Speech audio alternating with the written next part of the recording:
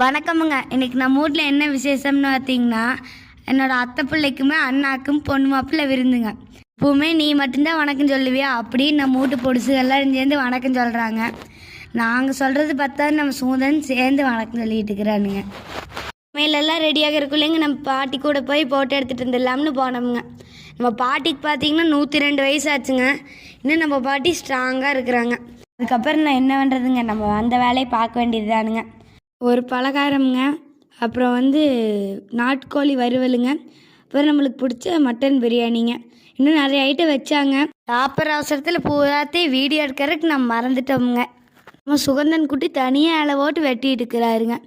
சாப்பிட்டதெல்லாம் செரிமான மோகம்னு இல்லைங்களா, அதனால எல்லோரும் சேர்ந்து குச்சி குச்சி ரயில் வழியும் விளையாண்டுக்கிறோமுங்க.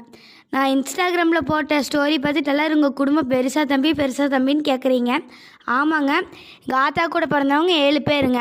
எங்கள் ஆத்தாவை சேர்த்து 8 பேருங்க. ஒரு சின்ன விசேஷம்னாலுமே எல்லாருமே ஒன்று கூடிடுவோம். கேமராவில் ஏற்கனவே இடம் பிடிக்கலிங்க, இன்னும் 10 பேர் வரலிங்க, மிஸ் ஆகுறாங்க. நம்ம குடும்பத்தை பிடிச்சிருந்தா எல்லோரும் மறக்காமல் லைக் பண்ணிவிட்டு நம்ம வருங்கால விவசாயி பேஜை ஃபாலோ பண்ணுங்கள். நன்றிங்க.